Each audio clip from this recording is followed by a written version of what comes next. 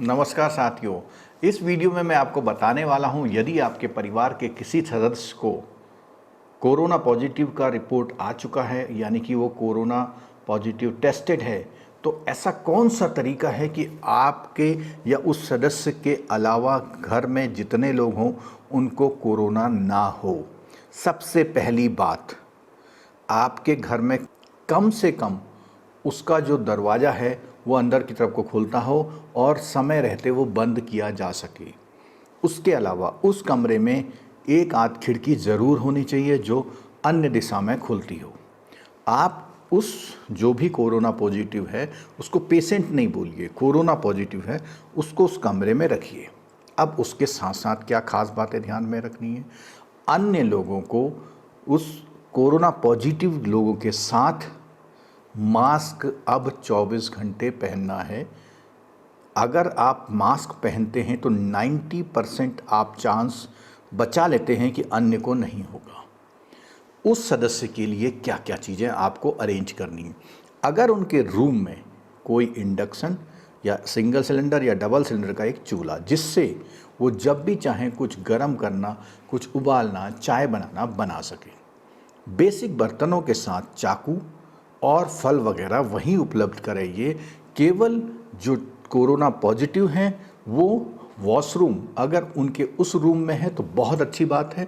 अगर वो common use करेंगे तो जिस समय वो वॉशरूम या टॉयलेट यूज़ करने आते हैं उसमें घर के अन्य सदस्य दूर रहें और उस रास्ते पर एक बार स्प्रे कर दें, उस टॉयलेट में एक बार स्प्रे कर दें और जब वो यूज़ करके जाएं उनसे स्प्रे ना कराएं, उनसे बोले यूज़ करके आप चले जाएं। अब दोबारा से मास्क लगा के स्प्रे, उनका टैप जो टोटी यूज़ करी है, वो जो मग यूज़ करा है, उसमें सब में दोबारा से आप वो कर लीजिए। तो वो आधा एक घंटा जो दैनिक दिनचर्या की कार्यक्रम जो वो करते हैं नियमित रूप से, उसके करने के बाद आप उस घर को उस जगह पे सैनिटाइज कर दिए और उनको फिर दोबारा आइसोलेट कर दीजिए। एक बात। दूसरी बात, आप ये मास्क देख रहे हैं, आप थोड़ा सा खर्चा करके मास्क का पूरा पैकेट मंगा लें। देखिए, अगर आपके घर में 4 सदस्य हैं तो डेली के 4 मास्क तो आप मान ही लीजिए। अगर 15 दिन ये सिलसिला चलता है तो 60-70 मास्क। तो मेरी रिक्वेस्ट है, इन चीज़ों पे बिल्कुल कंप्रोमाइज़ मत करिए। उसके अलावा ये जो ग्लव्स वाला पैकेट आता है, सिंपल इसमें ग्लव्स होते हैं, इसमें भी 50-100 ग्लव्स का पैकेट आता है। ये पैकेट आप मंगा लीजिए, 300 रुपये का मिल जाता है। इसमें काफ़ी पीसेस होते हैं और जिस समय कोरोना पॉजिटिव पेशेंट अपने उस रूम से आपकी तरफ आते हैं उनसे रिक्वेस्ट कीजिए कि वो ग्लव्स पहन लें।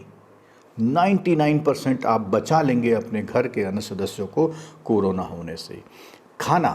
खाना आप जब बनाते हैं तो उसके लिए आप बाज़ार से कम 100 जोड़ी डिस्पोजेबल ले आइए, ग्लास, पैकिंग, चावल, सब कुछ।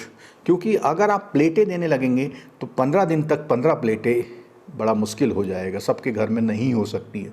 और वो बर्तन आप वापस लें, ऐसा भी ठीक नहीं है। उससे बढ़िया ये है कि 2-3 प्लेट बर्तन आप वहाँ दे दीजिए, वो उस पे जो आप डिस्पोजेबल पे खाना दे रहे हैं उस पे या उस पे यूज़ करेंगे और ख़ुद अपनी प्लेट वो साफ़ कर लेंगे, चाहे बाहर जाके कर लें या कहीं और जाके कर लें। अगर वहाँ पर सारी व्यवस्था है तो अच्छी बात है। उसके साथ साथ उनको थूकने के लिए जो डिस्पोजेबल है उसमें राख या मिट्टी भर दीजिए, उनसे बोलिए उसी में थूकिए और उसको पैक कर दिए। एक पॉलीथीन का बड़ा बैग जिसमें सारी चीज़ें डेली की डालते जाएं, जो 3-4 दिन बाद एक बार रैप करके वो घर के बाहर कहीं कोने में उसको रख दें और उस पर स्प्रे एक बार कर दें।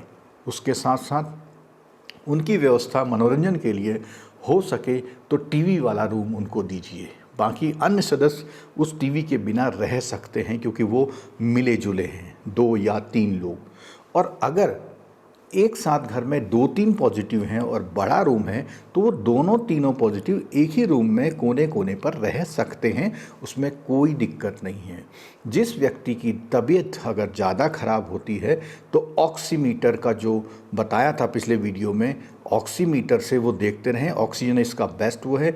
और कोई तकलीफ़ है उनको, मान लिया पहले से शुगर है या कुछ है, तो उसके लिए जो आजकल ऑनलाइन जो डॉक्टर सलाह दे रहे हैं उसका भी यूज़ कर सकते हैं। अदरवाइज अगर ज़रूरत पड़े तो जो स्वस्थ आदमी हैं वो उनको गाड़ी में लेके जाएं, गाड़ी में बैठने से पहले सैनिटाइजन हो, गाड़ी में बैठने के बाद उनको ग्लव्स, जैसे ही वो कमरे से निकले तो ग्लव्स, मास्क प्रॉपर लगा के निकले। कोशिश करें कि उनके जो कपड़े हैं वो फुल आस्तीन के रहें तो ज़्यादा अच्छा है।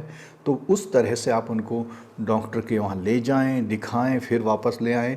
आप जब सामान्य लोगों के बीच में जाएं, अपने आप को पूरी तरह से पूरा सैनिटाइज कर लें। तो मैंने क्या क्या चीज़ें बताई हैं, मास्क, ग्लव्स की संख्या पर्याप्त मात्रा में, डिस्पोजेबल का यूज अधिकतर जहाँ जो लोग स्वस्थ हैं वो लोग खाना पैक करके उनको देने में करेंगे तो ज़्यादा अच्छा है। दरवाजे के पास एक स्टूल नुमा कोई चीज़ रख दीजिए, उसमें आप रख दीजिए। आप रखने के बाद वो उसको उठा सकते हैं।